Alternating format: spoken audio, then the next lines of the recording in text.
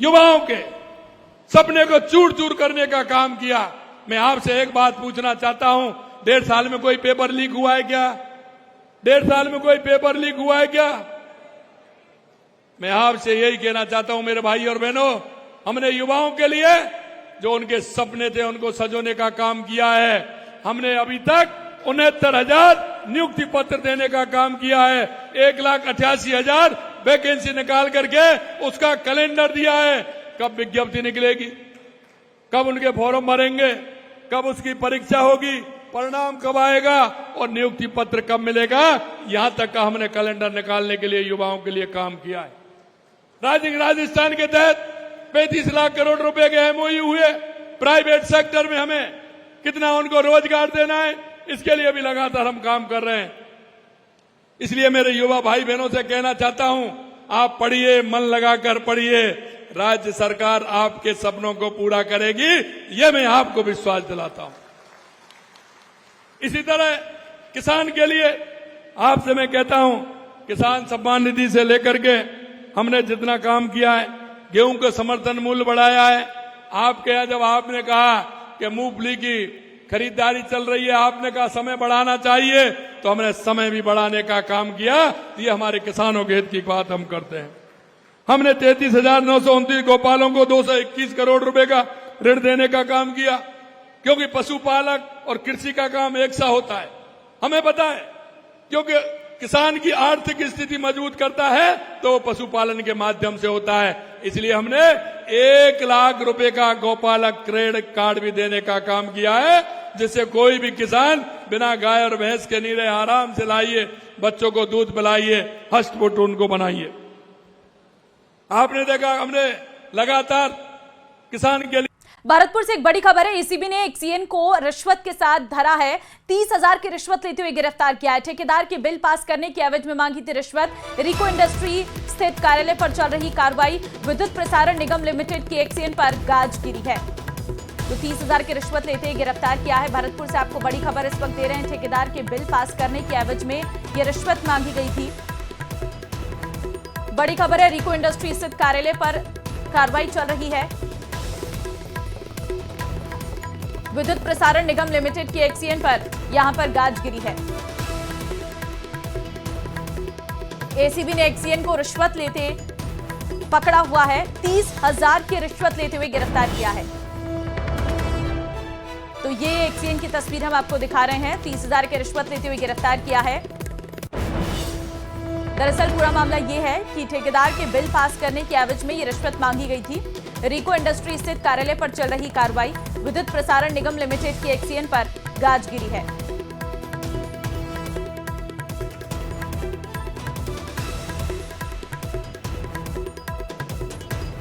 दीपक संवाददाता इस वक्त हमारे साथ फोन लाइन पे हैं। दीपक, एसीबी ने एक सीएन को रिश्वत लेते पकड़ा है, क्या है पूरा मामला? कि बिल्कुल एसीबी ने बड़ी कार्रवाई को अंजाम दिया है। जो राजस्थान विद्युत प्रसारण निगम के जो एक्सीएन है अवनीश सोनी, उनको 30,000 रुपए की रिश्वत लेते हुए गिरफ्तार किया गया है।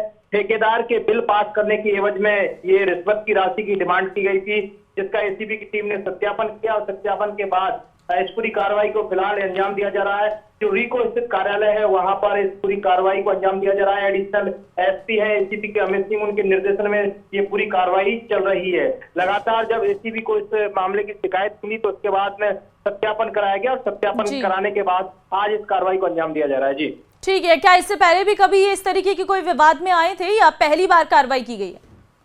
देखिए, इस पूरे मामले को लेकर के एसीबी द्वारा जो पूरी ब्रीफिंग है वो की जाएगी। अभी फिलहाल कार्रवाई चल रही है। ऐसे में जो एक्सीएन है उनसे पूछताछ की जा रही है। उनके घर पर भी जो तलाशी अभियान है एसीबी की टीम द्वारा वो चलाया जाएगा और उसके बाद में जो पूरी आगे की कार्रवाई है एसीबी की टीम द्वारा जाएगी। कितनी रिश्वत का ये पूरा मामला है, क्योंकि अभी तो 30,000 लेते हुए पकड़ा गया, ये जानकारी आई है? देखिए, ठेकेदार जो है वो यहाँ निगम लिमिटेड में काम कर रहे थे। उनके जो बिल है वो लंबे समय से पास नहीं हो रहे थे, उन बिलों को पास कराने की एवज में इस एक्सियन के द्वारा जो रिश्वत की डिमांड थी वो की गई थी। फिलहाल 30,000 रुपए की रिश्वत की राशि लेते हुए इनको गिरफ्तार किया गया है। अब ये लगातार पूछताछ में सामने आएगा कि इन्होंने कितनी राशि की डिमांड की थी और कौन कौन ठेकेदार से इन्होंने। बिल्कुल दीपक, बहुत धन्यवाद फिलहाल आपका तमाम जानकारी देने के लिए। खबर आ रही है एसआई भर्ती से जुड़ी बड़ी खबर आपको हम दे रहे हैं। हाईकोर्ट में कल फिर इस पूरे मामले पर सुनवाई होगी। दोपहर 2 बजे का समय दिया गया है। तो आज दूसरा दिन था इस पूरे मामले पर सुनवाई का। अब ऐसे में जानकारी इस वक्त निकलकर सामने आई है कि कल फिर एक बार सुनवाई होगी। दोपहर 2 बजे का समय दिया गया है।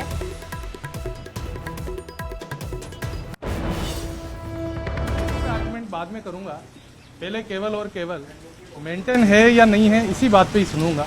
इसी बात को लेकर कोर्ट ने उन पे उसको एतराज किया था और कोर्ट ने उसको पार्शियली मॉडिफाई भी किया उस आदेश को, और हमारे भी हैं जो उसके ऊपर विरोध उनको लिखा है। कई बार पवित्रता भंग हुई या नहीं स्पष्ट पूछा आज कोर्ट ने कि भाई बताएं कि आप पहले तो कह रहे थे कि रद्द कर दी जाए, फिर बाद में कैसे चेंज हो गया।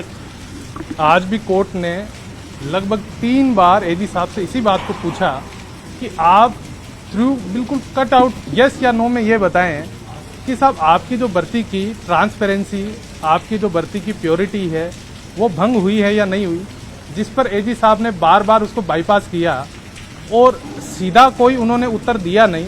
फिर वो उसी बात पे लेके आए कि मैं आपसे इसी बात को पूछ रहा हूँ, लेकिन फिर वो इसी बात को फिर से नए सिरे से बहानेबाजी करने लग गए और ये बताने लगे कि हमने उनके खिलाफ कार्रवाई कर दी है जो इसमें कल्पित थे, और हमने उनको टर्मिनेट भी कर दिया, डिबार भी कर दिया और एक्सेट्रा एक्सेट्रा। उन्होंने तो यहाँ तक भी कहा कि रामू राम राय का है, वो अपनी बच्चों के लिए जो पेपर लेके जाएंगे तो वो पेपर किसी और को क्यों बताएंगे, क्यों वो एक नया कंपटीशन और बढ़ाएंगे उसको। इस प्रकार से उन्होंने इनको जो पेपर चोर है उन्हीं को ही जस्टिफाई किया है जी साहब ने। सरकार स्पष्ट लट गई कि भाई जो पूरा घटनाक्रम है उसमें हम पहले मान रहे थे कि 400 से ज़्यादा लोग होंगे, लेकिन महज 49 ही लोग मिले, और बंगाल वाले कोर्ट के फैसले को भी उन्होंने चैलेंज किया कि दोनों का नेचर अलग था। सरकार ने जब इसकी रिकमेंडेशन दी थी कैंसिलेशन के लिए, उस समय सरकार की मंशा कुछ और थी। अब सरकार जैसे जैसे इसको इन्वेस्टिगेशन कर रही है, सरकार इस बात को देख भी रही है कि हमारे और कितने हैं जो ब्यूरोक्रेट्स और जो हमारे नेता हैं, पॉलिटिशियन हैं, वो इसमें इन्वॉल्व हैं। इसलिए सरकार अब इसको और आगे बढ़ाना नहीं चाहती है और सरकार केवल चोरों को जस्टिफाई करने में लगी हुई है। अब कल 2 बजे तक के लिए कहा है, कल क्या होने वाला है 2 बजे से? कल 2 बजे इसको अभी वो ये जो जितनी भी जो पिटिशंस है वो मेंटेन है या नहीं है, इसी पे ही है जो अभी आर्ग्यूमेंट आगे चलेगा, और हमारा भी आर्ग्यूमेंट वो उस पर सुनेंगे, उसके बाद आगे जाके और उसको मेरिट और डिमेरिट पे तय करेंगे। ठीक है जी, धन्यवाद। बात करते हैं मुख्यमंत्री भजनलाल शर्मा के दौरे की। दरअसल आज मुख्यमंत्री चूरू के दौरे पर रहे हैं और इस दौरान उन्होंने गांव जोड़ी में पंडित दीनदयाल उपाध्याय अंत्योदय संबल शिविर का अवलोकन किया। बीजेपी के वरिष्ठ नेता राजेंद्र राठौर समेत कई नेताओं ने, कार्यकर्ताओं ने मुख्यमंत्री का सम्मान किया।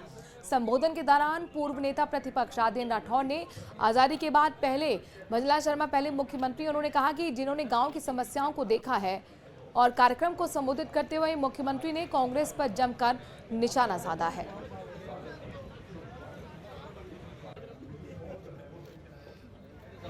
ये जो धरा है ये पुण्य की धरा है, यहां विकास की आवश्यकता है, और विकास की आवश्यकता आपने देखा चूरू की विकास की राह में तेजी से आगे बढ़ रहा है। हमने भी यहां चूरू में 3 करोड़ 70 लाख रुपए का 3 करोड़ 70 लाख लागत से बने मुख्यमंत्री पुनर्वास गृह का लोकार्पण हुआ है। इसी के साथ आज 11 करोड़ 76 लाख रुपए की लागत से निर्मित 200 बेड क्षमता वाले अल्पसंख्यक बालक आवासीय विद्यालय का भी लोकार्पण हुआ है।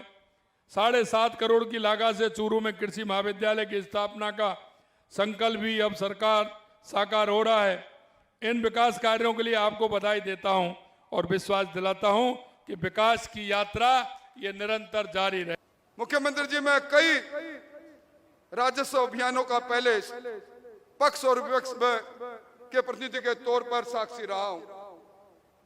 अभियान पहले भी चले, पिछली सरकार ने भी सरकार गांव की ओर अभियान चलाया, पर उसके पीछे हेतु था सामने आने वाला चुनाव वोट की फसल लहला रही थी, वो फसल काटनी थी।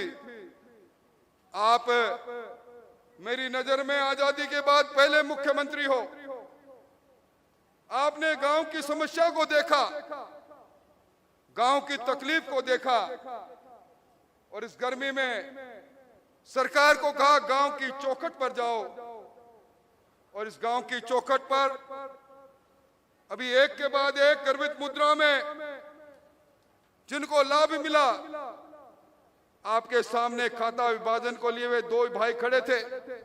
पूर्व मुख्यमंत्री अशोक गहलोत ने प्रदेश सरकार पर निशाना साधा है। गहलोत ने खनन माफिया किया आतंक और दौसा से कांग्रेस एमएलए के घर चोरी को लेकर बीजेपी सरकार पर हमला बोला। वहीं पूर्व नेता प्रतिपक्ष राजेंद्र राठौर ने गहलोत के बयान पर पलटवार किया है। उन्होंने कहा कि अशोक गहलोत के पूरे कार्यकाल के अंदर बजरी माफिया का वर्चस्व रहा। बीजेपी प्रदेश अध्यक्ष मदन राठौर ने भी अपनी प्रतिक्रिया दी। कहा कि बजरी माफिया कांग्रेस राज में ही पनपे हैं। सुनिए किस तरह की बयानबाजी हो रही है। आगे हो गए हैं, बजरी बहुत महंगी मिल रही है। हमारे वक्त में भी तकलीफ थी लोगों को, मैं स्वीकार करता हूँ, हमारे वक्त में भी थी, पर हमने पूरा रोकने की कोशिश करी। पुलिस प्रशासन को, जिला प्रशासन को पाबंद किया, पर ये इतना बड़ा नेक्सस बन गया ये कि नीचे से ऊपर तक ऐसा सिस्टम बन गया, बना दिया अब इन लोगों ने कि कितने लोग कुचल के मारे जा रहे हैं, पुलिस पे हमले हो रहे हैं, कई लोग कुचल देते लोग जो इनके गैंग में शामिल नहीं होते हैं। इतनी घटनाएं हो रही है, उसके ऊपर रोक नहीं लग रही है। इस बात का दुख है और इसलिए ये बढ़ता ही जा रहा है, बढ़ता ही जा रहा है, बढ़ता ही जा रहा है। पूर्व मुख्यमंत्री गहलोत साहब को अब राजस्थान में कई माफिया नजर आने लगे हैं। वो शायद भूल गए बजरी के छोटे छोटे ठेकों को इकजाई करके 82 बड़े टेंडर करने का अगर गुनाह किसी ने किया तो गहलोत साहब ने अपने पूर्व कार्यकाल में किया। इनके पूरे कार्यकाल के अंदर बजरी माफियाओं का वर्चस्व रहा। बजरी माफिया लोगों को कुचल कुचल के मारते रहे, पर उन पर कोई कारगर कार्रवाई नहीं। अब जब बजरी माफियाओं की कमर टूट गई है और छोटे छोटे बजरी के ठेके होने लगे हैं और एक दूसरी तरफ राज्य सरकार के खजाने में भी रॉयल्टी का पैसा बढ़कर आने लगा है, तब इस प्रकार की बात उन्हें ध्यान में आ रही है। अपने पूरे कार्यकाल के अंदर जो कमियां रही, वो कमियां शायद उन्हें सपने में वापस दिखाई देती है। इसलिए वर्तमान सरकार पर इस प्रकार के अनर्गल आरोप लगाना उनकी आदत में शुमार हो गया है। बजरी माफिया की पैदाइश कांग्रेस से हुई है। बजरी माफिया को पैदा कांग्रेस ने किया। हम कहते थे बार बार ठेके दे दो, ठेके दे दो, नहीं दे रहे थे वो, क्योंकि उनको वो चल रही थी पार्टी उसी से। हमने भजन लाल जी ने आते ही सबसे पहले काम ये किया कि ठेके देने शुरू किए। जब ठेका दोगे तो व्यवस्थित तरीके से बजरी परिवहन होगा। बजरी तो चाहिए लोगों को, तो ठेका दोगे तो रेवेन्यू सरकार को मिलेगी और ठेके के अनुरूप लोग बजरी निकालेंगे। हाँ, कुछ ठेके और देने हैं, वो ठेके भी देने की प्रक्रिया चल रही है। ये भजन लाल जी ने शुरू किया, ठेका देने का काम इन्होंने शुरू किया। गहलोत साहब ने ठेके दिए नहीं, चलती रही, धूम धड़ाके से बजरी बिक रही थी उस समय, वो उन्होंने ही पैदा किया भाई। लेकिन सुधार करते करते थोड़ा समय तो लगता ही है।